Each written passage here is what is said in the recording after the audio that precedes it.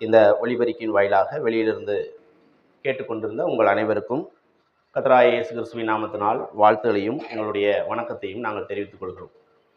சகோதரர் முருகேசன் அவர்களுடைய மூதாதையர் இந்த ஊரில் வாழ்ந்து அவர்கள் செய்த காரியத்தையும் அவருடைய தகப்பனார் செய்த காரியத்தையும் நீங்கள் நன்கு அறிந்திருக்கிறீர்கள்.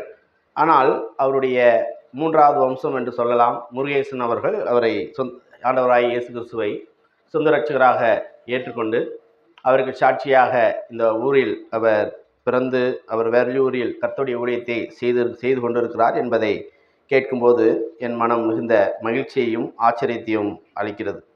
கர்த்தர் எப்பேற்பட்ட மனிதனையும் மாற்றக்கூடும், எப்பேற்பட்ட சூழ்நிலையிலும் வாழக்கூடிய நபர்களையும் கர்த்தர் என்ன செய்ய முடியும்? ரட்சிக்க முடியும். கால சூழ்நிலைகள் அல்ல, வாழும் சூழ்நிலைகள் அல்ல, ஊர் அல்ல, சமுதாயம் அல்ல, இடம் அல்ல, பொருள் அல்ல, எப்படிப்பட்ட சூழ்நிலையும் இருக்கக்கூடிய நபரை மாற்ற முடியும் என்பதற்கு அவர் ஒரு எடுத்துக்காட்டாய் திகழ்கிறார். அதை நினைத்து நான் கர்த்தருக்கு நன்றியை செலுத்துகிறேன்.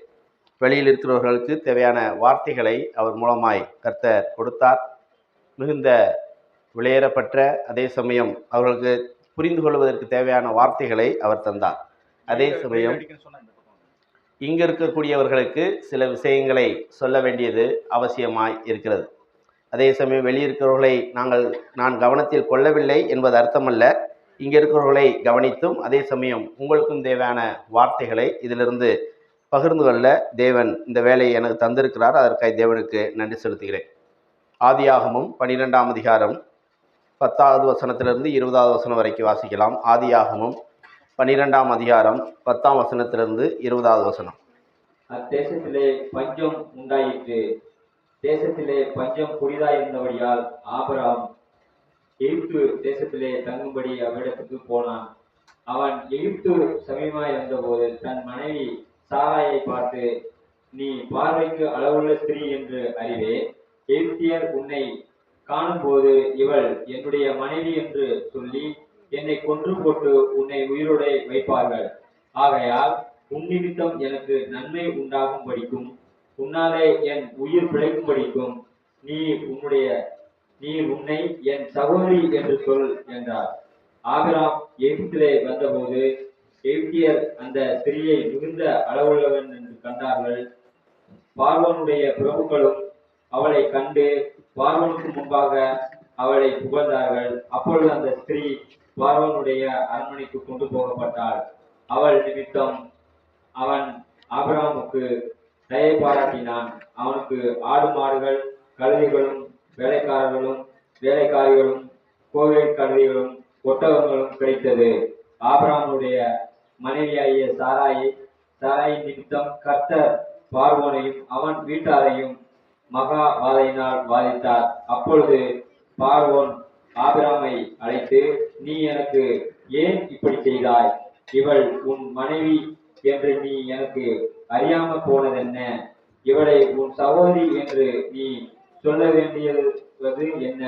இவளை நான் எனக்கு மனைவியாக கொண்டிருப்பேனே. இதோ உன் மனைவி, இவளை அழைத்து கொண்டு போ என்று சொன்னான். பார்வோன் அவனை குறித்து தன் மனுஷருக்கு கட்டளை கொடுத்தான். அவர்கள் அவனையும் அவன் மனைவியையும் அவனுக்கு உண்டான எல்லாவற்றையும் அனுப்பிவிட்டார்கள். ஓகே, நாம் வாசித்த இந்த வேத பகுதியானது, இதை வாசிக்கும் பொழுது எனக்கு இயேசு கிறிஸ்து சொன்ன கதை ஒன்று ஞாபகத்தில் வருகிறது. ஒருவனுக்கு 2 குமாரர்கள் இருந்தார்கள். அதில் இளையவன் தகப்பனுடைய சொத்தை பெற்றுக்கொண்டு அவன் வெகு தூரத்திற்கு சென்று தன்னுடைய சொத்துக்களை எல்லாம் இழந்து தனக்கு புத்தி வந்து திரும்ப தன் தகப்பனாரிடத்தில் சேர்த்து கொள்ளப்பட்டான் என்கிறதான ஒரு சித்திரம் எனக்கு இதை வாசிக்கும் போது ஞாபகத்தில் வருகிறது. அந்நிய தேசத்தில் தேவன் வாக்குத்தத்தம் பண்ணின தேசத்தை விட்டு ஆபிரகாம் அந்நிய தேசத்திற்கு போகிறார்.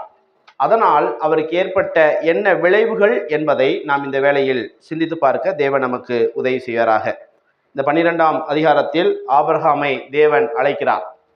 நாம் அப்போஸ்தலரில் வாசிக்கும்போது அதற்கு முன்பதாகவே அவரை காரானூரில், அதுக்கு முன்பதாகவே மெசொப்பொத்தேமியா என்கிறதான நாட்டில் கர்த்தர் அவரை அழைக்கிறார்.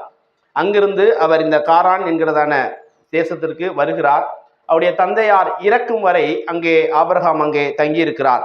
அதன் முன்பதாக நம்ம 1வது வசனத்தில் வாசிக்கும் போது கர்த்தர் ஆபிரகாமை நோக்கி, நீ உன் தேசத்தையும் உன் இனத்தையும் உன் தகப்பனை வீட்டையும் விட்டு புறப்பட்டு நான் உனக்கு காண்பிக்கும் தேசத்துக்கு போ என்று சொல்லும் பொழுது பாதி கீழ்ப்படிதலோடு ஆபிரகாம் என்ன செய்கிறாரு, வருகிறார். இங்கே சொல்லும்போது உன் தேசத்தையும் இனத்தையும் உன் தகப்பனுடைய வீட்டையும் விட்டு என்று சொல்லும்போது உன் தேசத்தை விட்டு விட்டார், இனத்தை விட்டு விட்டார். ஆனால் தகப்பன் வீட்டை என்ன செய்யல, இவர் விடல.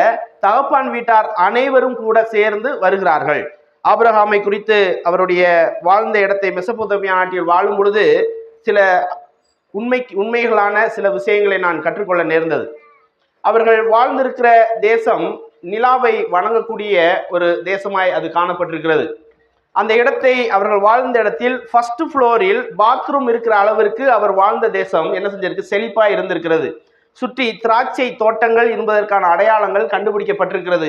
அப்படிப்பட்ட ஒரு செல்வ செழிப்பான உயர்ந்த இடத்தில் இருந்தக்கூடிய ஆபிரகாம் அவர் வாழ இடத்தையும் விட்டுவிட்டு அவருடைய இனத்தையும் விட்டுவிட்டு இவர் எங்க வர்றார், இப்போ பாதி கீழ்ப்படிதலோடு தகப்பன் வீட்டை சேர்த்து கொண்டு இவர் வருகிறார். 5வது வசனம், ஆபிரகாம் தன் மனைவியாய சாராயையும் தன் சகோதரனுடைய குமாரனாய லோத்தையும். ஃபர்ஸ்ட் அங்கிருந்து வரும்போது அப்பாவோட எல்லாரோடையும் சேர்த்து வர்றாங்க. குடும்பம் இப்ப காரான்ல இருக்குது. மறுபடியும் அவர் கானான் தேசத்துக்கு போகும்போது மறுபடியும் பாதி கீழ்ப்படிதலா இருக்கு. ஏன்னா லோத்து என்ன செய்யறாரு, இவரு கூட கூப்பிட்டுக்கிட்டு என்ன செய்யறாரு, வருகிறார். ஆனால் கர்த்தர் சொல்லி இருக்கிறார் 3ஆம் வசனத்துல, உன்னை ஆசீர்வதிக்கலை ஆசீர்வதிப்பேன், உன்னை சபிக்கிறவளை சபிக்கேன், பூமியில் வம்சங்கள் எல்லாம் உனக்குள் ஆசீர்வதிக்கப்படும். வசனம் 2, நான் உன்னை பெரிய ஜாதியாக்கி உன்னை ஆசீர்வதித்து உன் பேரை பெரிதைப்படுத்துவேன், நீ ஆசீர்வாதமாய் இருப்பாய். கர்த்தருக்கும் அவருக்கும் உள்ள நெருக்கத்தை காண்பிக்கும் விதமாக இந்த வசன பகுதிகள் மிக தெளிவாக சொல்லுகிறது.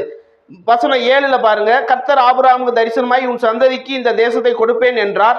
அப்பொழுது அவன் தனக்கு தரிசனமான கர்த்தருக்கு ஒரு பலிபீடத்தை கட்டினான்.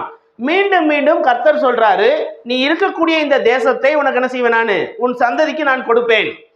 உன் மூலமாய் உலகம் என்ன செய்யப்படும், ஆசீர்வதிக்கப்படும். உனக்கு அந்த சமயத்தில் ஆபிரகாமுக்கு குழந்தை இல்லை.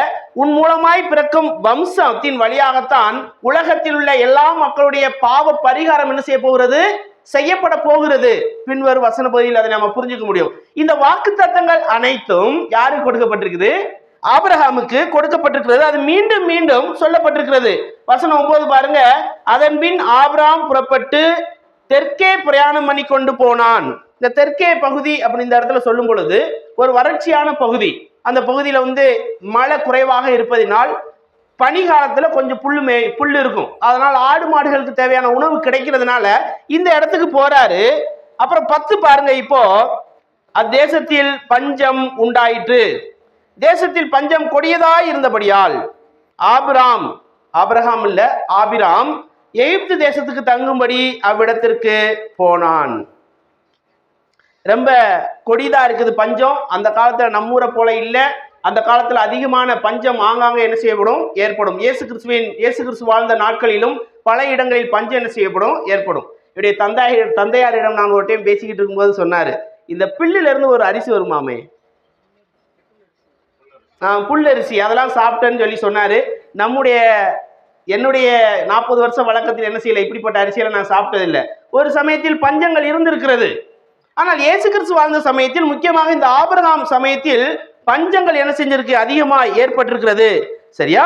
இப்ப இவங்க என்ன பண்றாங்க, உயிர் வாழ தேவையானவை இப்பொழுது ஆபிரகாம் என்ன செய்யல, இல்ல. ஏன்னா தண்ணி என்ன செய்யலாங்க, இல்ல. எகிப்துல உணவு உண்டு என்று இவர் கேள்விப்பட்டிருக்கலாம். அல்லது நைல் நதி, நீங்க பாட புத்தகத்துல படிச்சிருக்கீங்களா, நைல் நதி. அந்த நைல் நதி இந்த எகிப்து தேசத்துலாம் ஓடுது. அது வற்றாத நதி. அதனால இந்த நதி ஓடுறதுனால ஆடு மாடுகளுக்கு தேவையான உணவு, அதுபோல தண்ணீர் எல்லாம் கிடைக்கும் நம்பி இவர் என்ன செய்யறாரு, அங்க போகிறாரு. நீ வாசிக்கும் போது தங்கும்படி, அதாவது தற்காலிகமாக போய் தங்குவதற்கு அவர் அங்கே செல்கிறார். நன்றாய் புரிந்திருக்க வேண்டும். இவர் பஞ்சத்தை தேவன் அனுமதிக்கிறார் என்பதை இவர் என்ன செய்யல, புரிந்து கொள்ளவில்லை. இரத்த சம்பந்தமோ அந்த நாட்டின் குடியுரிமையோ கர்த்தர் வாக்குத்தத்தம் பண்ணப்படாத ஒரு இடத்திற்கு இவர் என்ன செய்யறாரு, தன்னுடைய அழகான மனைவியை கொண்டு கையில வச்சுக்கிட்டு போறாரு. ஒரு குழப்பமான சூழ்நிலை இங்கே ஏற்படுகிறது. முதல் விஷயம் நன்றாய் புரிந்து கொள்ள வேண்டும். இந்த பகுதியை வாசிக்கும் போது இவருடைய 2 ஆபத்து அங்க போகணும்னா இருக்குது. ஒண்ணு, தன்னுடைய மனைவியை யாராவது எடுத்துக்கொள்வாங்க. 2வது, அங்க போனா இவருடைய உயிரும் என்ன செய்ய போகுது, கொல்லப்படுவதற்கு வாய்ப்பு இருக்குது. ஒரு குழப்பமான சூழ்நிலை. ஆனால் கர்த்தருடைய வழிநடத்தலை இவர் என்ன செய்யல? ஜெபம் செய்ததாகவோ, வழிபாடு செய்ததாகவோ, பலியிட்டதாகவோ, கர்த்தரிடத்தில் கேட்டதாகவோ சொல்லவில்லை. தேவன் ஆபிரகாமுடைய வாழ்க்கையில் 7 முறை பேசி இருக்கிறார். ஒரு இடத்துல அவர் 15 வருஷமா அவர்கிட்ட பேசல. கர்த்தர் 17, 18ஆம் அதிகாரத்தில் நீங்க வரும்போது 15 வருஷமா பேசல. அவர் செஞ்ச தப்புனால இதுல வரக்கூடிய அந்த விளைவு தான் அது நடந்திருக்குது. சரியா? இப்போ 3 முறை இதுக்கு முன்னாடி பேசியிருக்காரு கர்த்தர். பாருங்க, அப்போஸ்தலர் 7ஆம் அதிகாரத்தில் முதல் முறை பேசியிருக்கிறாரு. 12ஆம் அதிகாரம் 1ல இருந்து 3 வரைக்கும் 2வது முறை பேசியிருக்கிறாரு. 5ஆம் வசனத்தில் என்ன செய்யறாரு? பேசியிருக்கிறாரு. 7ஆம் வசனத்துல பேசியிருக்கிறாரு. ஆனா கர்த்தர்கிட்ட இவர் என்ன செய்யல? கேட்கல. கர்த்தர் ஒரு சோதனையை இவருடைய வாழ்க்கையில் கொண்டு வருகிறார். சோதனை என்பதை காட்டிலும் ஒரு பரீட்சையை, டெஸ்ட் வைக்கிறார். இவர் எப்படி செயல்படுவார் இந்த சூழ்நிலை அப்படிங்கிறத கர்த்தர் ஒரு பஞ்சத்தை வர வைக்கிறார். இவர் என்ன செய்யல? தேவனிடத்தில் அந்த பிரச்சனையை கொண்டு செல்லவில்லை. இரண்டாவது, தேவனுடைய வழி நடத்துதலை இவர் என்ன செய்யலங்க? கேட்கல. மழைக்காக இவர் ஜெபம் பண்ணல. ஆச்சரியமான விஷயமா இருக்கு எனக்கு இதை பார்க்கும்போது. மழைக்காக இவர் என்ன செய்யல? ஜெபம் பண்ணல. இந்த கானான் தேசத்துக்குள்ளேயே வேறு இடத்தை நாடி என்ன செய்யல? அவரு போகல. நேர இவருடைய கண்கள் எங்க போகுது? எகிப்துக்கு நேராக போகிறது.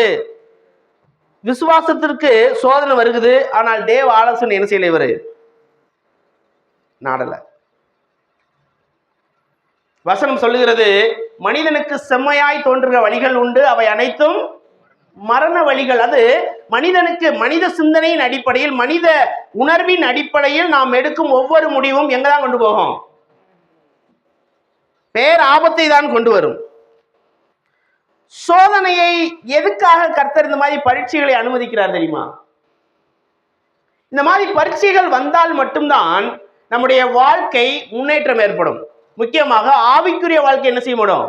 முன்னேற்றம் ஏற்படும். இல்லை என்றால் நம்முடைய வாழ்க்கையில் எந்த ஒரு மாற்றம் என்ன செய்யாது? ஏற்படாது. நீங்கள் சீஷர்களோடு இயேசு கிறிஸ்து இருக்கிறார். பல நேரங்கள்ல ஒரு டைமும் சின்ன சின்ன டெஸ்ட் வச்சுக்கிட்டே இருப்பாரு. ஆனா யாரு கூட தான் இருந்தாங்க? 3 வருடமாக இயேசு கிறிஸ்துவுடன் தான் இருந்தார்கள். பேதுருவெல்லாம் எடுத்து பார்த்தா விழுந்து விழுந்து போய்கிட்டே தான் இருக்கிறாரு. கர்த்தர் நமக்கு சில சூழ்நிலைகளை அனுமதிப்பார். அந்த சூழ்நிலையில் நாம் எவ்வாறாக இருக்கிறோம்? இவர் என்ன செய்யல? இந்த விஷயத்தை கர்த்தரிடத்தில் போய் சொல்லல. மழைக்காக ஜெபம் பண்ணல. வேற இந்த இடத்தை விட்டுட்டு வறட்சியான பகுதி ஆயிடுச்சே, பஞ்சம் வந்துருச்சே, வேற எந்த இடத்துக்கு நான் போகலாம் அப்படிங்கறது என்ன செய்யல? இவரு கேட்கல. ஏன்னா இதுக்கு முன்னாடி 3 டைம் பேசியிருக்கிறாரு. ஆனா என்ன செஞ்சிருக்கலாம்? இவரு கேட்டுக்கலாம் இல்லையா? பலிபீடம் கட்டியிருக்கிறாரு. அவரை தொழுது கொள்ளுகிறார், அவரை ஆராதிக்கிறார். ஆனா என்ன செய்யல? பிரச்சனைன்னு வரும்போது அவர் பக்கத்துல என்ன செய்யல? போகல. இவர் ஜெபம் செய்யல, அவருடைய வழி நடத்தலை கேட்கல, அவரை தேவனிடத்தில் செய்யல. மழைக்காக ஜெபம் கூட என்ன செய்யல? நம்மளால மழை கூட ஜெபம் பண்ணுவோம் இல்லையா? வறட்சி ஆயிடுச்சுன்னு. இவர் என்ன செய்யல? மழை கூட ஜெபம் பண்ணல. அப்போ தேவ ஆலோசனையை பிரச்சனையின் நடுவில் இவர் நாடவில்லை. 11ல இருந்து 13 வரைக்கும் வாசிக்கிறேன். அவன் எகிப்துக்கு சமீபமாய் வந்த பொழுது தன் மனைவி சாராயை பார்த்து, நீ பார்வைக்கு அளவுள்ள சிறு என்று அறிவேன். எகிப்தியர் உன்னை காணும் போது இவள் அவனுடைய மனைவி என்று சொல்லி என்னை கொன்று போட்டு உன்னை உயிரோட வைப்பார்கள். ஆகையால் உன் நிமித்தம் எனக்கு நன்மை உண்டாகும்படிக்கும் உன்னாலே என் உயிர் பிழைக்கும்படிக்கும் நீ உன்னை என் சகோதரி என்று சொல் என்றான். இதை கொஞ்சம் யோசிக்கணும். இவர் சொல்லும் போது எங்க வரும்போது சொல்றாரு? எது பக்கத்துல வரும்போது சொல்றாரு? அப்போ கானான் தேசம், அந்த தெற்கே தேசத்துல இருந்து இவங்க வந்துகிட்டு இருக்கிறாங்க. வந்துகிட்டு இருக்கும் போதுதான் இவர் என்ன செய்யல? சொல்லல. அப்போ என்ன சிந்தனையில இவர் இருந்திருப்பாரு? சிந்திச்சு பாருங்க. அங்க இருந்து வந்துகிட்டு இருக்கிறாரு. இவர் பக்கத்துல எகிப்து பக்கம் வரும்பொழுது மட்டுமே இந்த விஷயத்தை சொல்றாரு. அப்ப இந்த சிந்தனைகள் இவருக்குள்ள என்ன செய்யுது? ஓடிக்கிட்டே இருக்குது. என்ன சொல்ல சொல்றாரு? சாராயை பார்த்து நீ பொய் சொல்லு. இத சொன்னா நீ என் சகோதரின்னு சொல்லு அப்படின்னு சொல்லும் போது சாரால் ஏதாவது மாத்தி சொல்லிட்டா, சாரால் இதை ஏத்துக்காம போயிட்டா, இந்த சிந்தனை திரட்சி இவருக்குள் நிச்சயமாக ஓடி இருக்க வேண்டும். அங்கிருந்து வரும்போது சொல்லல, பிளான் பண்ணிட்டு, நம்மளை போல ஒருத்தரை பார்க்கும்போது ஏற்கனவே ரிஹர்சல் பண்ணிட்டு என்ன செய்வோம்? அப்படியே யோசிச்சு யோசிச்சு இதைத்தான் சொல்லணும்னு வருவோம், அதை விட்டுருவோம் இல்லையா? ஆனா இவர் பெர்ஃபெக்டா சொல்றாரு. கரெக்டா யோசிச்சு வந்து அது பக்கத்துல வரும்போது சொல்றாரு. பாருங்க எப்படி சொல்றாரு? யோசித்து யோசித்து என் மனைவி என்ன நினைப்பா, இதை எப்படி சொல்றது சொல்லிட்டாரு. இந்த ஊர்ல பாருங்க அழகுல சிறி என்று அறிவேன், எகிப்தியர் உன்னை காணும்போது இவள் அவனுடைய மனைவி என்று சொல்லி என்னை கொன்று போட்டு உன்னை உயிரோட வைப்பார்கள். ஆகையால் இதுல ஒரு விஷயத்தை விட்டுட்டார் பாருங்களா, வேற ஒருவருக்கு இவள் என்ன செய்வாங்க, மனைவியா எடுத்துக்கொள்வார்கள், அது அவருடைய வழக்கம். ஆனா இவர் என்ன சொல்றாரு பாருங்க, தன் மனைவி சாராயை பார்த்து நீ அளவுல சிறி என்று அறிவேன், எகிப்தியர் உன்னை காணும் போது இவள் அவருடைய மனைவி என்று சொல்லி என்னை கொன்று போட்டு உன்னை உயிரோட வைப்பார்கள் என்ற அர்த்தம் என்னன்னா, வேறொருவனுக்கு இந்த அம்மையார் மனைவியாக வைக்கிறாங்க. இதை இவர் என்ன செய்யல, சொல்லல. இந்த அம்மாவுக்கு இப்ப எத்தனை வயசு, யாராவது சொன்னா அங்கிள் பரிசு தருவாரு. இந்த அம்மாவுக்கு எத்தனை வயசு இப்போ? ஆபிரகாமுக்கு 75 வயசுனா இந்த அம்மாவுக்கு 10 வயசு கம்மி, 65 வயசு. 65 வயது உள்ள பெண்மணியாரை அழகுள்ள ஸ்திரீன்னு எப்படி சொல்ல முடிஞ்சு? அப்படி ஒரு கேள்வி வந்துச்சு எனக்கு இதை படிக்கும்போது. இந்த அம்மையார் உயிரோடு இருந்த நாட்கள் 127 வருடம். அப்போ அதுல பகுதி எவ்வளவு? 63, 65. அப்போ நம்முடைய காலகட்டத்தை எடுத்துக்கொள்ளும் பொழுது ஒரு நடுத்தர வயதுள்ள ஒரு பெண்மணியாய் அவர்கள் இருந்ததினால் பார்வைக்கு அழகுள்ள பெண்ணாக அவர்கள் என்ன செஞ்சிருக்காங்க, இருந்திருக்காங்க. அது இல்லாம மெசபோத்தோமியா நாட்டில் வாழக்கூடிய அந்த நபர்கள் எப்படி இருப்பாங்க அப்படின்னா, நல்ல ஃபேரா, நல்ல கலரா, நல்ல அழகா என்ன செய்வாங்க, இருப்பாங்க. அந்த அடிப்படையில் இந்த அம்மா என்ன செஞ்சிருக்காங்க, ரொம்ப அழகுள்ள ஒரு நபராய் என்ன செஞ்சிருக்காங்க, இருந்திருக்கிறாங்க. 12 பாருங்க, எகிப்தியர் உன்னை காணும் பொழுது, என் மனைவி நீ சொல்லாத, சொன்னா என்னைய கொண்டு போட்டுருவாங்க. அப்ப என்ன வருது, இவருக்கு சுயநலம் என்ன செய்யுது, வருகிறது. தான் காப்பாற்றப்பட வேண்டும் என்பதற்காக தன்னுடைய மனைவி என்ன செய்யறார், இவர் பொய் சொல்லுகிறார். ஒரு ஆபத்தில் இவர் என்ன செய்யறார், அந்த மனைவி மாட்டிக்கொள்வார்கள் என்பதை அறிந்திருந்தும் சுயமாய் இவர் என்ன செய்கிறாரு, தான் காப்பாற்றப்பட வேண்டும் என்பதற்காக அவர் யோசிக்கிறார். இவர் விசுவாசிகளின் தகப்பன் தான். ஆனால் இவருடைய இந்த இடத்துல சிந்தனை வரும்பொழுது என்னை ரொம்ப யோசிக்க வச்சுச்சு. இந்த அம்மாவுக்கு அப்பாவுக்கும் ஆபிரகாமுக்கும் சாராளுக்கும் அப்பா ஒண்ணு, அம்மா வேற வேற. சரியா? இந்த இடத்துல இவர் என்ன செய்யறாரு, பெரிய ஒரு பொய் சொல்றாரு. இந்த பொய் எப்ப வரைக்கும் கன்னியூ ஆகும் தெரியுமா? ஆபிரகாம் பொய் சொல்றாரு மனைவி இல்லைன்னு, ஈசாக்கு அதே பொய்ய மனைவி இல்லைன்னு சொல்றாரு, யாக்கோபு அதே பொய் சொல்ற. பிள்ளைங்க 10 பிள்ளைகள் என்ன செய்யுது, யோசேப்பை வித்துப்புட்டு என்ன செய்யறாங்க, ஒரு ஆட்டை அடிச்சு ரத்தத்துல சட்டையை வச்சு உன் புள்ள என்ன செத்து போச்சுன்னு கொடுக்குறாங்க. இந்த வம்சம் இப்பொழுது வரைக்கும் பொய் தான் சொல்லிட்டு இருக்கு. நீங்க இதை புரிஞ்சுக்கணும். இந்த பொய் பேசும் வழக்கம் இந்த இஸ்ரவேல் நாடு, இப்ப யூத நாடு இருக்கு இல்லையா, ஒரு இந்தியாவில இருந்து ஒரு வைர வியாபாரி அங்க போறாருன்னு வச்சுக்கோங்களேன், பெரிய வைர வியாபாரி அங்க போய் நிக்கும்னா 1 மணி நேரம் காத்திருக்கணும் ஒரு சாதாரண வைர வியாபாரியை பார்க்க. எல்லா சிஸ்டத்தையும், உலகத்தில் இருக்க எல்லா சிஸ்டத்தையும் வடிவமைக்கிறது யார் தெரியுமா? அவங்க தான். கார்ட்டூன்ஸ் எல்லாம் பிள்ளைங்க பாக்குறீங்கல்ல, வடிவமைக்கிறாங்க அவங்க ஊர்ல, ஆனா பார்க்க விட மாட்டாங்க. பொய் சொல்லுகிறதில் கைதேர்ந்தவர்கள் இவர்கள். நீங்க வேத புத்தகத்துல வாசிட்டே வாங்க பின்னாடி. இவருடைய மிகப்பெரிய அரசன் யாரு? தாவீது. ஒருத்தன் லெட்டர் எழுதி கொடுக்கிறாரு, அவன் அவ்வளவு நம்பிக்கைக்குரியவன். அந்த லெட்டர்ல என்ன எழுதிருக்கு, இவனை கொன்றணும். ஏமாற்றுத்தனம், பொய் ஆபிரகாமில் ஆரம்பித்தது, வம்ச வம்சமாக வந்து கொண்டிருக்கிறது. ஆபிரகாம் சொன்னார், ஈசாக்கு சொன்னார், யாக்கோபு சொன்னார், 10 பிள்ளைகள் என்ன செஞ்சு.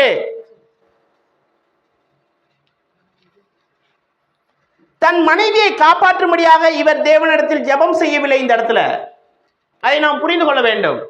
ஃபர்ஸ்டும் ஜெபம் பண்ணல, இப்ப என்ன செய்யல. இவர் ஜெபம் பண்ண கர்த்தர் கேட்பாரா? நிச்சயம் கேட்பாரு. ஏன்னா ஃபாரூனுடைய குடும்பத்துக்காக என்ன செஞ்சாரு, பின்னாடி இவர் ஜெபம் பண்ணாருன்னு போட்டிருக்கு. கர்த்தர் கேட்டாரு என்ன செஞ்சிருக்காது, போட்டிருக்குது. இவர் ஜெபமே பண்ணல, கோழைத்தனமாக நடந்து கொண்டார். இன்னொரு விஷயம், இது இவருடைய வம்சத்தை பாதிக்கும், முக்கியமாக மேசியாவின் பிறப்பை பாதிக்கும் என்பதை இவர் உணரவில்லை. கர்த்தர் சொல்லியிருக்காரு, இந்த பாருங்க, நான் உன்னை பெரிய ஜாதிக்கு உன் பெயரை பெருமைப்படுத்துவேன், நீ ஆசீர்வாதமாய் இருப்பாய், உனக்குள் பூமியில் இருக்கக்கூடிய எல்லா வம்சங்களும் என்ன செய்யப்படும். என்ன அர்த்தம், மேசியா உன் வம்சத்துல பிறப்பாரு. கர்த்தர் சொல்லிட்டாரு, தேவன் நானு, உன் வம்சத்துல நான் மனுஷனா பிறக்க போறேன். இப்ப இதுக்கு ஆபத்து வந்திருக்கு. என்ன காரணம்? இவருடைய தவறான முடிவு. எந்த ஒரு கடினமான சூழ்நிலையில் நாம் கர்த்தரை நாடவில்லை என்றால் தேவனுடைய திட்டத்திற்கே அது என்ன செய்யும், ஆபத்தை கொடுக்கும். கர்த்தர் அதை எப்படினாலும் மாத்திடுவார். ஆனா செய்யறது நம்ம தானே. நாம் செய்யும் ஒவ்வொரு செயலும் கர்த்தரை நாடி கர்த்தருடைய சித்தத்தின்படி செய்யவில்லை என்றால் நமக்கு பலவிதமான சோதனைகள் வருது இல்லையா? பல விதமான பிரச்சனைகள் வருது. அந்த பிரச்சனையின் அடியில நம்ம என்ன செய்யறோம்? ஆபிரகாம் தேவனுடைய உதவி என்ன செய்யல, அவரு நாடல. இரண்டாவது, சுயமாய் தான் காப்பாற்றப்பட வேண்டும் என்று சொல்லுகிறார். இவருக்கு பயம் இருக்குது. சுயமாய் செயல்பட்டால் என்னென்ன வரும்னு நான் சொல்றேன் பாருங்க. பயம் இருக்குது, பொய் சொல்றாரு, சுயமா செயல்படுறாரு, மனைவியுடன் கலந்து ஆலோசிக்கவில்லை, தனிப்பட்ட முடிவு செய்கிறார். கொஞ்சம் கவனிங்க இத. பொய் சொல்றாரு, பயம் இருக்குது, சுயமா செயல்படுறாரு, மனைவியுடன் ஆலோசிக்காமல் தனிப்பட்ட முறையில் முடிவு செய்து அதை அப்படியே என்ன செய்யறார்? திணிக்கிறார் சாராள்கிட்ட. மற்றவரை குறித்த கவலை இல்லை.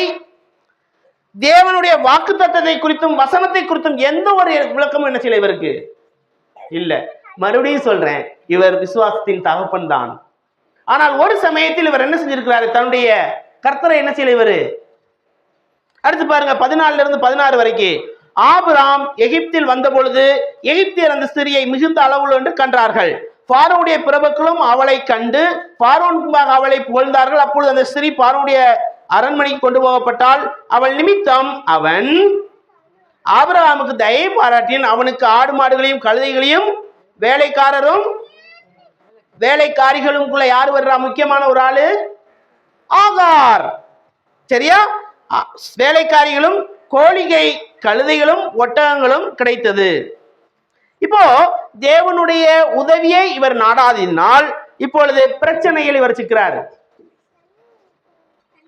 தேவ வழிநடத்தல் இல்லாமல் நாம் காரியத்தை செயல்பட்டால் பிரச்சனை நிச்சயமா வரும்.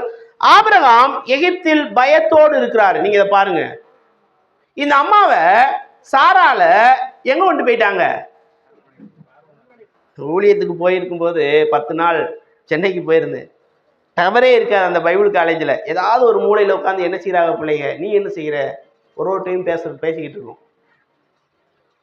அது நார்மலாக இருக்குது. வீட்டில் இருக்காங்க, எல்லாரும் இருக்கிறாங்க. இந்த அம்மாவை எங்கே கொண்டு போயிருக்காங்க? லேடிஸ்க்கு இது தெளிவாக புரிஞ்சிருக்கணும்.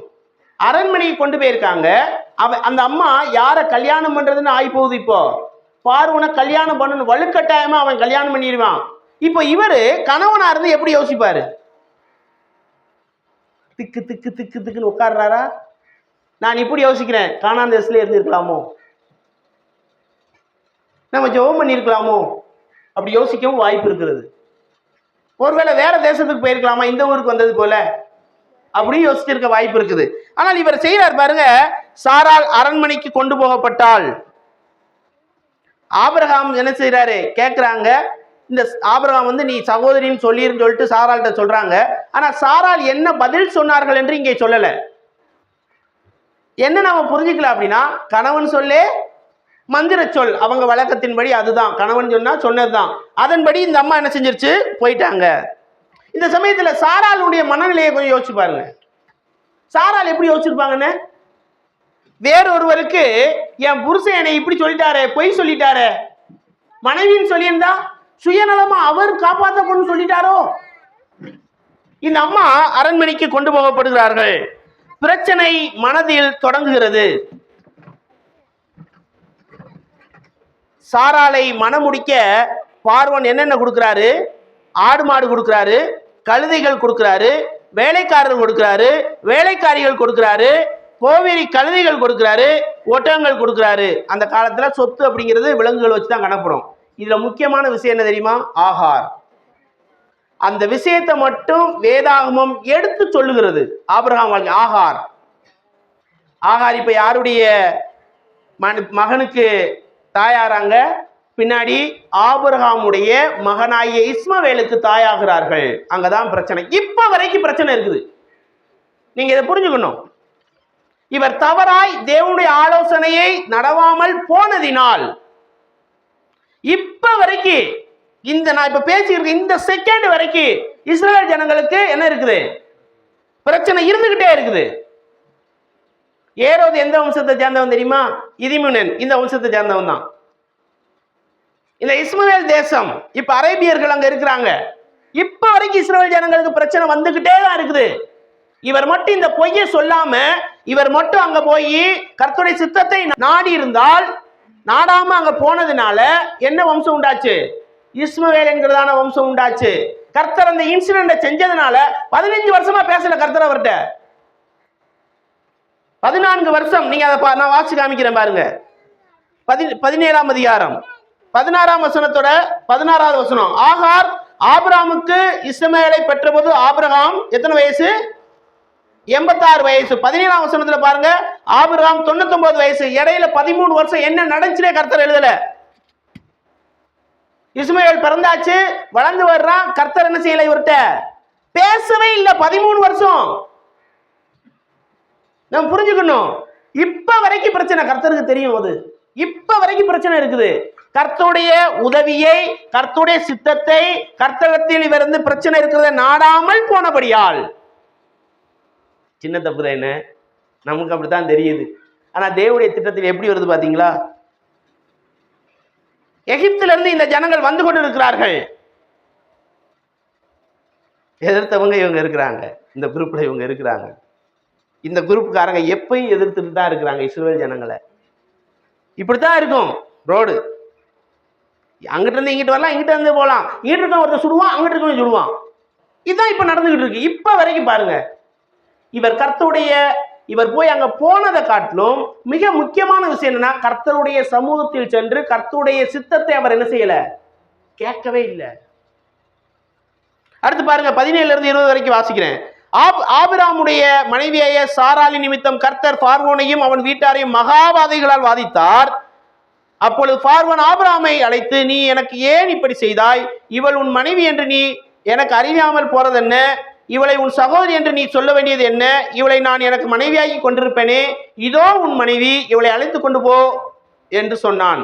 பார்வோன் அவளை குறித்து தன் மனுஷருக்கு கட்டளை கொடுத்தான். அவர்கள் அனைவரையும், அவன் மனைவியையும், அவன் உண்டான எல்லாவற்றையும் துரத்தி விட்டார்கள். They chased them. அவர்களை அனுப்பிவிட்டார்கள். இதில் பார்க்கும் பொழுது கர்த்தர் அங்க கொடிய வாதைகளால் வாதிக்கிறார். ஏன் வாதிக்கிறாரு? இப்போ யோசிங்க பார்ப்போம். நானே பேசிக்கிட்டு இருக்கேன். ஏன் வாதிக்கிறார் இப்படி? சொல்லுங்க. பொய் சொன்னதுனால வாதிக்கிறார். இது யாரை வாதிக்கிறாரு? பார்வோனுடைய குடும்பத்தை வாதிக்கிறார். ஏன் வாதிக்கிறாரு? கொடுங்கோல் ஆட்சி. இவங்க அங்க போறதுக்கு முன்னாடி அவன் கொடுங்கோல் ஆட்சி தான். ஆனாலும் வாதிக்கிற. என்ன வாதம்? ஏன்? சாராளு மனைவியை வச்சுட்டா என்ன நடக்கும்? எக்ஸலண்ட். மேசியாவுடைய பிறப்பு பாதிக்கப்படும். அதனால தான் இந்த இடத்துல கர்த்தர் என்ன செய்யறாரு? இடை புகுறார். அது இல்லாம இந்த இடத்துல வாதை அப்படிங்கிற இந்த வார்த்தைக்கு அர்த்தம் பார்க்கும்போது தோல் வியாதி, பரவக்கூடிய, காற்றில் பரவக்கூடிய வியாதி. ஏன் இப்படி கொடுக்குறாரு அப்படின்னு சொல்லி சொன்னா, இவன் சாராளை திருமணம் முடிக்கிறதுக்கு இவன் முயற்சி செஞ்சா தோல் வியாதி என்ன செஞ்சிடும்? இவனுக்கு வந்துடும். குஷ்டரோகத்தை போல ஒரு தோல் வியாதி. அந்த வார்த்தை அப்படித்தான் வருது. அந்த வியாதி அவளுக்கு வந்துடும், இவனுக்கு வந்துடும். அதனாலதான் கர்த்தர் என்ன செய்யறாரு? இப்படிப்பட்ட ஒரு நோயை கொடுக்கிறாரு. இந்த நோய் பரவக்கூடிய நோய். கர்த்தர் தம்முடைய வாக்குத்தத்தத்தை நிறைவேற்றும்படியாக, தான் சொன்ன வார்த்தையை நிறைவேற்றும்படியாக என்ன செய்யறார்? அவர் அவங்க கூட இடர்படுகிறார். பார்வோன் என்ன செய்யறார்? இந்த செயல்பாடை தடுப்பதற்கு என்ன செய்யறாரு? அவனை தடை செய்கிறார். இவன் ஒரு 3 கேள்வி கேட்கிறான் பாருங்க. 18ஆம் வசனம். ஆபிரகாம் நினைத்து, நீ எனக்கு ஏன் இப்படி செய்தாய்? இவள் உன் மனைவி என்று நீ எனக்கு அறியாமல் போனதென்ன? இவளை உன் சகோதரி என்று நீ சொல்ல வேண்டியது என்ன? 3 கேள்வி கேட்கிறாரு. 3 கேள்விக்கு ஆபிரகாம் என்ன பதில் சொன்னார்? என்ன செய்யல? இங்க எழுதல. இதை நான் இப்படி யோசிச்சேன். கர்த்தருடைய சித்தத்தை கேட்காமல் வேறு இடத்திற்கு, அந்நிய தேசத்திற்கு சென்றால் கொடுங்கோலன் கூட கேள்வி கேட்பான், பதில் சொல்ல முடியாது. ஒரு விசுவாசி கர்த்தருடைய சித்தத்தை விட்டுட்டு வேறொரு காரியமாக செயல்பட்டால் அவிவிசுவாசிகள் கேள்வி கேட்பார்கள், அதுக்கு பதில் சொல்ல கூட முடியாது. இவனுக்கு ஒரு பதில் என்ன செய்யல? சொல்லல. இவன் நல்லா நடிக்கிறான். பார்வோன் ஈஸியா நடிக்கிறான். ஏதோ ஒரு நல்லவன் போல நடிக்கிறான். ஆனா இவனுக்கு ஆசை என்னன்னா அவளை கட்டிக்கிறணும். இவரு ஆபிரகாம் எகிப்திலிருந்து துரத்தடிக்கப்படுகிறார். தேவனுடைய ஆலோசனையை கேட்கவில்லை. அப்படி நம்ம தேவனுடைய ஆலோசனையை கேட்கல அப்படின்னா நம்மால் மற்றவர்களும் பாதிக்கப்படுவார்கள். இதை புரிஞ்சுக்கோங்க. நாம தேவனுடைய ஆலோசனையை கேட்காம போனோம் அப்படின்னா நாம் மாத்திரமல்ல, நம்மை சுற்றி இருக்கிறவர்கள் என்ன செய்வாங்க? எப்படி உலகம் செயல்படும் தெரியுமா? இப்போ கர்த்தர் எப்படி உலகத்தை நடத்துறார் தெரியுமா? ஒரு விசுவாசியை மையமாக கொண்டுதான் நடத்துகிறார். அதை நம்ம புரிஞ்சுக்கணும். ஒரு விசுவாசியை மையமாக வைத்துதான் எல்லா காரியத்தையும் என்ன செய்யறார் அவரு. ஒரு விஷயத்தை புரிஞ்சுக்கோங்க. இந்த ஊர்ல மழை பெய்யலன்னா யார் காரணம்? The believers who are here. Christian பேட்ல எங்க ஊர்ல மழை பெய்யல யார் காரணம்? ஃபர்ஸ்ட் ஆள் நான் என்னை தான் சொல்லுவேன். ஏன்னா என்ன வச்சுதான், நம்மளை வச்சுதான் கர்த்தர் எல்லா காரியத்தையும் செய்யறாரு. அதை புரிந்து கொள்ள வேண்டும். ஆபிரகாம் செய்த தவறு மற்றவர்களை பாதித்தது. ஆபிரகாம் தேவ ஆலோசனையை நாடவில்லை, அதனால் அவர் கேள்வி கேட்கப்பட்டார். என்ன? அவர் கேள்வி கேட்க, இவர் எப்படிப்பட்ட ஆளு? உலகத்தையும் அண்ட சராசரத்தையும் படைத்தவர் இந்த உலகத்தில் வரும்பொழுது இவருடைய வம்சத்தில் தான் வரப்போகிறார் என்பதை முன்குறித்து அவருக்கு சொல்லப்பட்டது இந்த ஆபிரகாமுக்கு தான். ஆனா அவரு மற்றவங்க கேள்வி கேட்கிறாங்க. ஏன் அப்படின்னா தேவ ஆலோசனை என்ன செய்யலவரு நாடல. அடுத்து தேவ ஆலோசனை கேட்காதனால அந்த ஊரை விட்டு என்ன செஞ்சிட்டார் அவரு, துரத்தப்பட்டார். அடுத்து தேவ ஆலோசனை கேட்காததினால் ஆகார் வந்தார்கள். ரொம்ப மோசமான ஒரு காரியம் அங்கே நடக்கிறது. அப்ப கூட சாராலும், அது அவங்களுடைய வழக்கம், ஒரு பெண்மணியார் தன்னுடைய கணவனுக்கு குழந்தையை பெற்றுக்கொள்ளக்கூடிய சூழ்நிலைக்கு மேலாக, நமக்கு புரியும்படி சொல்லணும்னா 45 வயசு ஆயிடுச்சுன்னா குழந்தை பெற்றுக்க முடியாது இல்லையா? அப்படி ஒரு சூழ்நிலை பெண்மணிக்கு ஆகும் பொழுது என்ன செய்வாங்க அப்படின்னா, ஒரு இளம் பெண்ணை 14-15 வயசுள்ள இளம் பெண்ணை தன் கணவருக்கு என்ன செய்வாங்க, அவங்க சர்கோட் உமன் அப்படிமாங்க, குழந்தைய மட்டும் அந்த பிள்ளை பெற்று கொடுத்துட்டு போயிடணும். அடிமை பெண்ணை தான் தேர்ந்தெடுப்பாங்க. நல்லா இருக்கிற பிள்ளையை தேர்ந்தெடுத்து அந்த பிள்ளை என்ன செய்யணும், குழந்தைய மட்டும் பெற்று கொடுத்துட்டு போயிடணும். சில நேரம் அப்படிப்பட்ட பெண்களுக்கு என்ன கிடைக்கும், விடுதலையும் கிடைக்கும். அதனால அந்த சமயத்தோட இவங்க என்ன செய்யல, இவங்க என்ன யோசிச்சிட்டாங்கன்னா, உன் வம்சத்தின் மூலம் தானே பிறக்க போகுது, அதனால ஆபிரகாம் வித்து தானே. கர்த்தர் என்ன சொல்லியிருந்தாரு, ஆபிரகாமுக்கும் சாராளுக்கும் பிறக்கும் வித்து. ஆனா இவங்க எப்படி சொல்லி நினைச்சுக்கிட்டாங்க, ஆபிரகாம் மூலமா தானே பிறக்குது. அதுதான் ஆபத்தாய் போச்சு. இன்றளவும் அவர்கள் என்ன செய்தது, துரத்தி கொண்டே இருக்கிறது. நான் இப்படி சொல்கிறேன், நானும் என்னுடைய மனைவியும் செய்யும் தவறு என் பிள்ளைகளை பாதிக்கும்.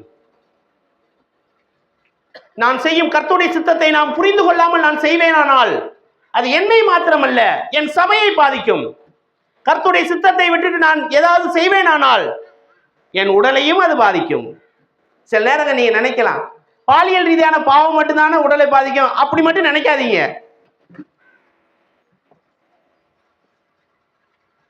இந்த கர்த்தருடைய சித்தம் அப்படிங்கிற அதுக்குள்ளேயே எல்லா பாவமும் அடங்கி வந்துருது.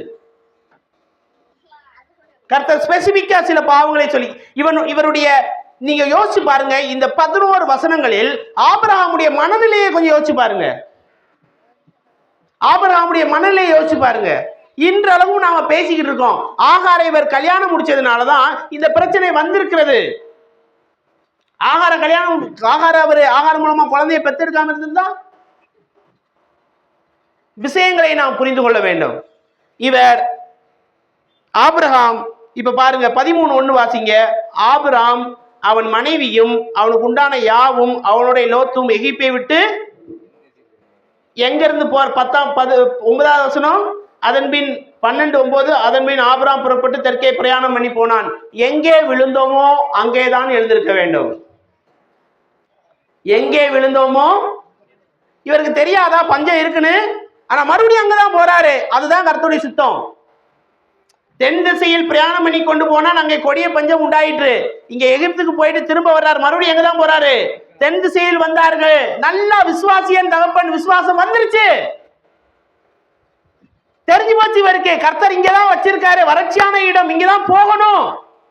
மறுபடியும் அங்கதான் வர்றாரு. ஏன்னா காங்கிரஸ்ல வேற இடத்துக்கு போயிருக்கலாமே. எந்த இடத்தில் நாம் விழுந்தோமோ அந்த இடத்துல இருந்தா எந்திரிக்கணும். இங்க விழுந்துட்டு அங்க போயெல்லாம் எந்திரிக்க முடியாது, என்ன செய்ய முடியாது. நார்மலா இப்ப ஓடும்போது நான் விழுந்துடுறேன், அந்த இடத்துல என்ன செய்யணும். விசுவாச வாழ்க்கை என்பது ஆவிக்குரிய வாழ்க்கையை நாம் வளர்ந்து விசுவாச வாழ்க்கையில் வளர்ந்து போகும்பொழுது ஒரு இடத்தில் விழுந்து விடுகிறோம் என்று சொன்னால், அந்த இப்போ ஒரு லைன் போட்டு இங்க விசுவாச வாழ்க்கை தொடங்குது, இங்க விழுந்துட்டோம் அப்படின்னா நம்ம இங்கேலாம் வரமாட்டோம், தொடங்கின இடத்துல வரமாட்டோம், இழுந்த இடத்துல என்ன செய்வோம், நம்ம இருப்போம். அங்க இருந்தா என்ன செய்யணும், எழுந்து. ஆபிரகாம் கரெக்ட் சரியா மீண்டும் என்ன செய்யறாரு, கர்த்தருடைய சித்தத்துக்குள்ளாக என்ன செய்யறாரு, வர்றாரு. அதன் பிறகும் அவருக்கு என்ன இல்லை, 25 வருஷமா குழந்தை இல்லை. 7 முறை கர்த்தர் அவரிடம் பேசியிருக்கிறார். சில நேரம் நான் யோசிப்பேன், சேட்டை செய்கிறவங்ககிட்ட தான் ரொம்ப பேசுவாரோ? ஈசாக்கிட்ட 2 டைம் தான் பேசியிருக்காரு. ஈசாக்கிட்ட 2 டைம் தான் பேசுனதா போட்டிருக்குது. கர்த்தர் இவரை அவருடைய பழைய வாழ்க்கையிலிருந்து, அவருடைய சித்தாந்தங்கள் இருந்து, அவர் வணங்கின தெய்வத்திடமிருந்து, அவர் வாழ்ந்த சூழ்நிலையிலிருந்து நல்ல செல்வ செழிப்பாய் வாழ்ந்திருக்கிற ஒரு தேசத்திலிருந்து இங்க வந்திருக்கிறாரு. கொஞ்சம் கொஞ்சமாக என்ன செஞ்சாரு? ஆபிரகாம் கூடாரங்களில் குடியிருந்தான். மாடியில் ஃபர்ஸ்ட் ஃப்ளோர்ல பாத்ரூம் இருந்ததாக இதுல வாசிக்கிறோம். எஸ்கேவேஜேஷன், அதாவது புதைபொருள் ஆராய்ச்சியில் வாசிக்கிறோம். அவரை குறித்து வாசிக்கும் போது அப்படிப்பட்ட இடத்துல இருந்து இப்ப எப்படி கத்துக்கிட்டாரு தெரியுமா? விசுவாசத்தினாலே கூடாரங்களில் இருக்க கற்றுக்கொண்டார். அதுதான் விசுவாசம். என்ன விசுவாசம் தெரியுமா? கர்த்தர் சித்தத்தின்படி நடப்பதே விசுவாசம். ஆபிரகாம் செய்த தவறு அவருடைய வாழ்க்கையில் மறக்கக்கூடாத ஒன்று. அவர் செய்த தவறு, கர்த்தர் ஒரு பரிசோதனை அவருக்கு வைக்கிறார். அவர் வாழ்ந்த தேசத்தில் பஞ்சம் உண்டாகிறது. அந்த பஞ்சத்தின் நிமித்தம் அவர் கர்த்தரிடத்தில் பேசல, கர்த்தரிடத்துல கேட்கல, ஜெபம் பண்ணல, எங்க போகணும் வழிநடத்துல கேட்கல. அதனால் அவர் என்ன செய்யறாரு? பிரச்சனையில் ஒரு மாட்டிக்கொள்ளுகிறார். பிரச்சனையில் மாட்டும் போது அவருக்கு என்ன நடக்குதுன்னு பார்த்தா, சுயமாய் தன் சுயத்தை வெளிப்படுத்துகிறார். எப்ப கர்த்தருடைய சித்தத்தை நம்ம மீறி நடக்கிறோமோ அதை புரிஞ்சுக்கோங்க. சுயமாக நம்முடைய மாம்சம் தான் செயல்படும். அப்புறம் அவர் என்ன செய்யறாரு? அதுக்கப்புறம் பார்த்தா பிரச்சனையில் சிக்குகிறார். அந்த பிரச்சனை அவருடைய வம்சம் இப்ப வரைக்கும் இருக்குது. ஆலோசனையை கேட்காம வந்ததுனால தொடர்ந்து அவர் பிரச்சனைக்குள்ளாகவே அவர்கள் என்ன செய்யறாங்க? இந்த வம்சம் பாதிக்கப்படுகிறது. அவர் ஒரு பொய் சொன்னாரு, பொய் அந்த வம்சம் என்ன செய்யுது இருக்குது. அப்போ நம்முடைய கடின சூழ்நிலையில் கர்த்தர் கொடுக்கிற வாய்ப்புகளை அல்ல கர்த்தர் உருவாக்குற சூழ்நிலைகளை நாம் புரிந்து கொண்டு கர்த்தர் ஏன் இதை செய்கிறார் என்பதை அவரிடம் கேட்கும் பொழுது கர்த்தருடைய சித்தத்தின்படி நாம் என்ன செய்வோம்? வாழ முடியும். அதனால் வரக்கூடிய விளைவுகள் இருந்து நாம் என்ன செய்ய முடியும்? தப்பித்துக் கொள்ள முடியும். சரியா? அப்போ கர்த்தருடைய சித்தம் சொல்றீங்களே, இந்த ஆபிரகாம் கர்த்தருடைய சித்தத்தை விட்டு வழிவழுந்து நடந்தான்னு இவ்வளவு நேரமா பேசிட்டு இருந்தீங்களே, இந்த ஆபிரகாம் யாரு அப்படின்னு ஒரு கேள்வி வரும் இல்லையா?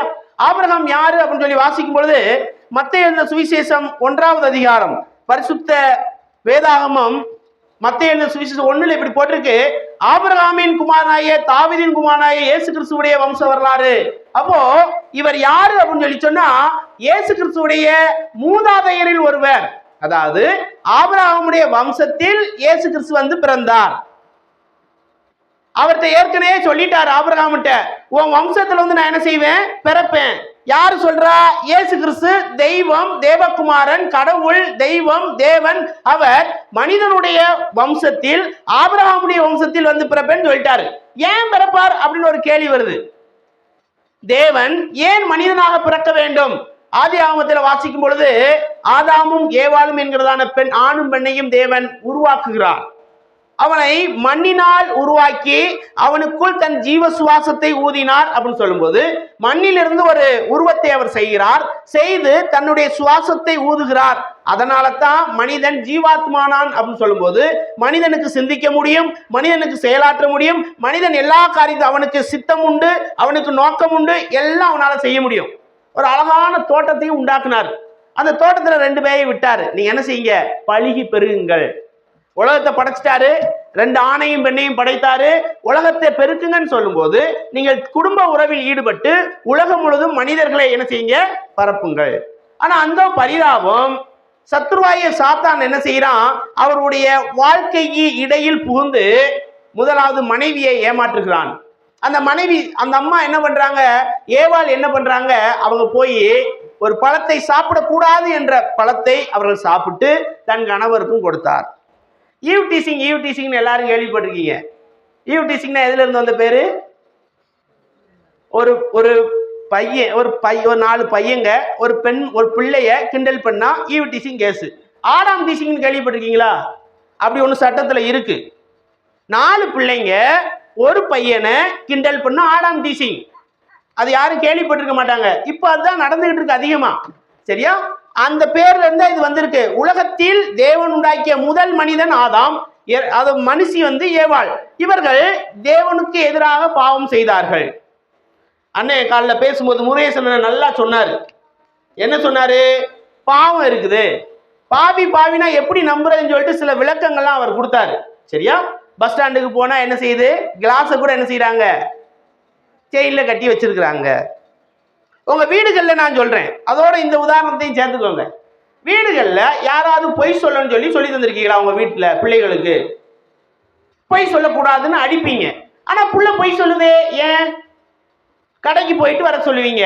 இது போய் என்ன செய்யும்? இந்த புள்ள அங்கங்க போய் அங்க பக்கத்துல இருக்கிற அந்த கிரவுண்ட் மாதிரி இருக்கிற இடத்துல போய் விளையாடிட்டு ஓடியாந்துரும். பைசா கொடுத்து கடைக்கு வாங்க போக சொல்லும்போது, இந்த ஐயனாரங்கள் கடையில போய் பொருள் வாங்கிட்டு வர சொல்லும்போது 10 ரூபா கொடுத்து 5 ரூபாய்க்கு பொருள் வாங்கிட்டு 5 ரூபா மிச்சம் கொண்டு வந்தா இது 7 ரூபாய்க்கு வாங்கி சாப்பிட்டு வந்துடும். இதெல்லாம் ஏன்னு என்னைக்காவது யோசிச்சிருக்கீங்களா? காலைல எழுந்த உடனே 5 மணிக்கு எந்திக்கிறீங்க, எல்லா காரியம் செய்யறீங்க. இன்னைக்கு எழுந்து நான் ஒரு 10 பொய் சொல்லணும், 10 பேரை திட்டணும், 10 பேர் கோவம் பண்ணும், அப்படிலாம் யாரும் எந்திக்கிறது இல்லை. ஆனா 10 இல்ல 100 பொய் வருது, 100 சாபம் வருது, 100 கோபம் வருது வாயில இருந்து. இது ஏன்னு யாருக்காவது யோசிச்சிருக்கீங்களா? ஊர்ல பழமொழி சொல்லுவாங்க, சட்டியில இருக்கிறது தான் அகப்பைக்கு வரும். நான் சோறு பொங்குறேன், சோறு பொங்கிட்டு நான் கரண்டியை விட்டா இட்லி எல்லாம் வராது. இட்லி சட்டியில இட்லி ஊத்தி வச்சுட்டு புரோட்டா வரும்னா புரோட்டாலாம் வராது. உள்ள என்ன இருக்கோ அதுதான் வரும். பாவம் மனிதனுக்குள் இருக்கிறது. எல்லோரும் பாவம் செய்து தேவ மகிமை அற்றவர்களாய் என்று வேதாகம் சொல்லுது. ரொம்ப தெளிவா இருக்குது.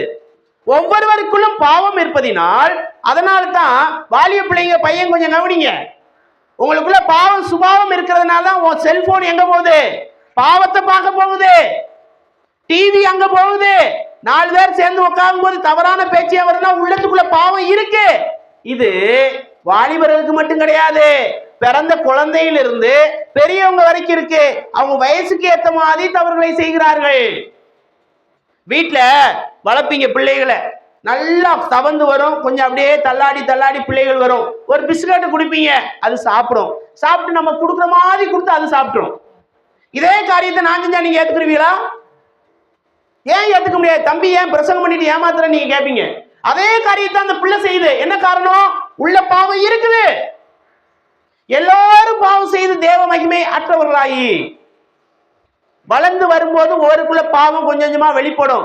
வயசாக கட்டுப்படுத்த முடியுமே அன்றி உள்ள இருக்க பாவத்தை என்ன செய்ய முடியாது? தொடக்க முடியாது, வந்துகிட்டு தான் இருக்கும். அதனால்தான் மனிதனாய் பிறந்த ஒவ்வொருவரும் பாவியாய் இருக்கிறான். வேத புத்தகம் சொல்லுது, பாவத்தின் சம்பளம் மரணம், நரகம். நரகம் என்பது மிக கொடுமையான இடம். அது மனிதனுக்காக உருவாக்கப்பட்ட இடம் கிடையாது. தெய்வத்துக்கு விரோதமாய் பாவம் செய்த அவருடைய தூதர்களை போடுவதற்காக படைக்கப்பட்ட ஒரு இடம். அந்த இடத்துல மனிதனை போய் போட போறாரு. ஏன்னா வேதாகம் சொல்லுது, தேவனுக்கு எதிராய் பாவம் செய்த மனு குலம் அங்கே போக போகுது. அவர் நல்லா சொல்லிட்டு இருந்தாரு, தேவன் அன்பானவர் வேற சொன்னாரு. சரியா? வேத புத்தகம் சொல்லு தேவன் அன்பாகவே இருக்கிறார். அப்ப நீங்க கேள்வி கேட்கலாம், தேவன் அன்புங்கிறீங்க, அவர் எப்படி மனுஷனை தண்டிக்க முடியும்? ஒரு வீட்டுல ஒருத்தர் பிள்ளை இருக்குது, பிள்ளை தப்பு செஞ்சா நம்ம அடிச்சு துரத்தி விட்டுருமா? ஏன் துரத்த மாட்டோம்? அது நம்ம பிள்ளை. அதனால அதே போல தேவன் நம்மை படைத்திருக்கிறார், நம்மேல் அன்பு செலுத்த வேண்டும். அதே சமயம் நம்ம என்ன செய்யணும்? அவரு தண்டிக்கவும் வேணும். தண்டிச்சா நம்ம நரகத்துக்கு போயிடுவோம். அன்பு செலுத்திட்டா அவர் என்ன ஆயிடுவாரு? நியாயாதிபதி இல்லைன்னு ஆகி போயிடும். மனுஷனை தண்டிக்கவும் செய்யணும், அன்பும் செலுத்தணும். அதனால தான் நான் சொல்லிட்டு இருந்தேன், இந்த ஆபிரகாம் அவனுடைய வம்சத்தில் மனிதனாய் பூமியில் அவர் அவதரித்தார், மனிதனாய் பிறந்தார். உங்களை போல என்னை போல சிறு குழந்தையாய் பிறந்தார். நீங்க சாப்பிட்டது போல நான் சாப்பிட்டது போல அவரும் சாப்பிட்டாரு. அழுததாக போட்டிருக்குது புதிய ஏற்பாட்டுல 3 இடத்துல அவர் அழுதார். அவருக்கு பசி உண்டாயிற்று. அவர் என்ன செஞ்சாரு?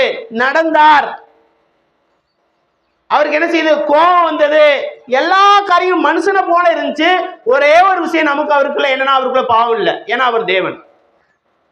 தெய்வத்துடைய கோபத்தை ஆற்றும்படியாக, மனிதன் மேல் இருந்த கோபத்தை ஆற்றும்படியாக நாம வாசிச்சோம் இந்த பகுதியில. அப்போஸ்தலர் 17ஆம் அதிகாரத்துல ஒரு நல்ல வசனத்தை சகோதரர் வாசிச்சாரு. நம்ம அதை வாசிக்கும் பொழுது, அறியாமையுள்ள காலங்களை தேவன் காணாதவர் போல் இருந்தார், இப்பொழுது மனம் திரும்ப வேண்டும் என்று எங்கும் உள்ள மனுஷருக்கும் கட்டளை இடுகிறார்.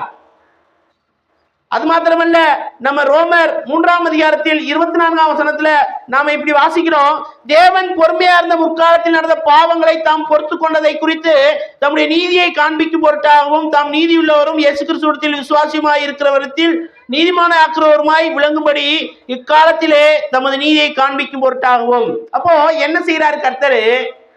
அவரே மனுஷனா வர்றாரு. உங்களை போல என்னையே போல அவர் மனுஷனா பிறக்கிறாரு. 33 வருடம் இந்த உலகத்தில் வாழ்ந்தார். அவர் வாழ்ந்த கால இடத்திற்கான அடையாளம் இன்றளவும் இருக்கிறது.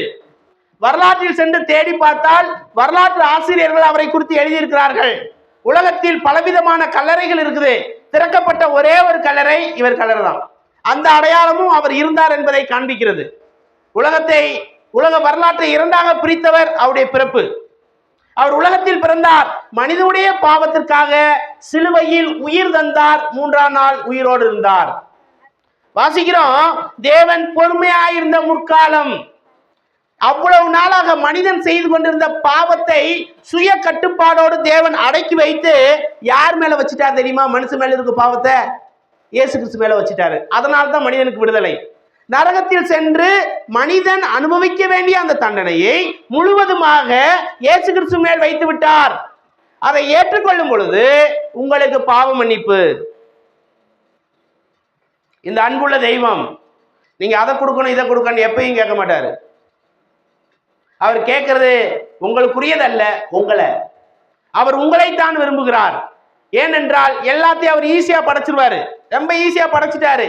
ரொம்ப வா அப்படின்னாரு, சூரியன் வா அப்படின்னாரு வந்துருச்சு, சந்திரன் வானாரு வந்துருச்சு, வெளிச்ச வானாரு வந்துட்டாரு. ஆனா மனுஷனை மட்டும் படைக்கும் போது தன்னுடைய வார்த்தையினால் அவர் படைக்கல. அவர் என்ன செய்யறாரு? மண்ணினால் உண்டாக்கி ஜீவ சுவாசத்தை ஊதினார். அவ்வளவு பிடிக்குங்க உங்களை இணையம். அவ்வளவு அன்புள்ளவர், உங்களை ரொம்ப நேசிக்கிறாரு. அவர் உங்களுக்காக பாவத்தை சிலுவையில் ஏற்றுக்கொண்டு போது முகத்துல காரி உமிழ்ந்தாங்க. யாருக்காவது சளி பிடிச்சது இல்லை, தெரியாதவங்க பிடிக்காதவங்க வந்தா நம்ம போய் துப்புவோம் தெரியுமா?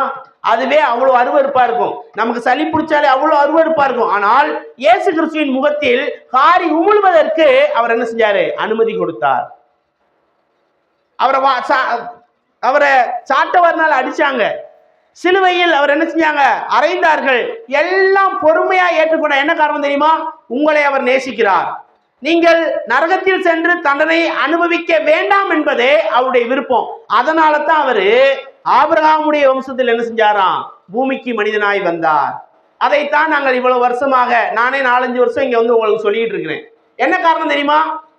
உங்களை அவர் நேசிக்கிறார். ஏன் இந்த வார்த்தை திரும்ப திரும்ப அறிவிக்கப்பட்டு கொண்டிருக்கிறது? உங்களை அவர் நேசிக்கிறார்.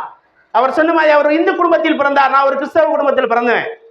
அவர் சொன்னதை போல நானும் ரிக், யஜுர், சாம், அதர்வன வேதங்கள், அதுபோல முகமதியருடைய புஸ்தகம், அதுபோல இந்த பைபிள், சாத்தானுக்கு ஒரு பைபிள் இருக்கு, அது முதற்கொண்டு நான் வாசிச்சிருக்கேன். எல்லாம் பார்த்துதான் அதிகாலை 5 மணிக்கு இந்த கர்த்தராகிய இயேசு கிறிஸ்துவை அதிகாலை 5 மணிக்கு நான் இவரை ஏத்துக்கிட்டேன். இன்றளவும் என்னுடைய வாழ்க்கையில் பாவ மன்னிப்பை கொடுத்திருக்கிறவர் இவர் மட்டும்தான். என்னுடைய தந்தையார் சர்ச்சில் பிரசங்கம் பண்றதுனால இவரை நான் ஏத்துக்கல. இதை நான் ஆராய்ந்து படித்து அறிந்து ஏற்றுக்கொண்டேன். இவர் என் உள்ளத்தில் வாசம் செய்கிறார். அவர் மட்டுமே பாவத்திற்கான பரிகாரியா இருக்கிறவர். அவர் மட்டுமே எப்படிப்பட்ட பாவியா இருந்தாலும் மன்னிக்கிறவர். பாவத்திற்கான பரிகாரத்தை சிலுவையில் அவர் கொடுத்தவர். இயேசு கிறிஸ்துவின் ரத்தம் சகல பாவங்களை நீக்கி நம்மை சுத்திகரிக்கும் என்று சொல்லப்பட்டிருக்கிறது.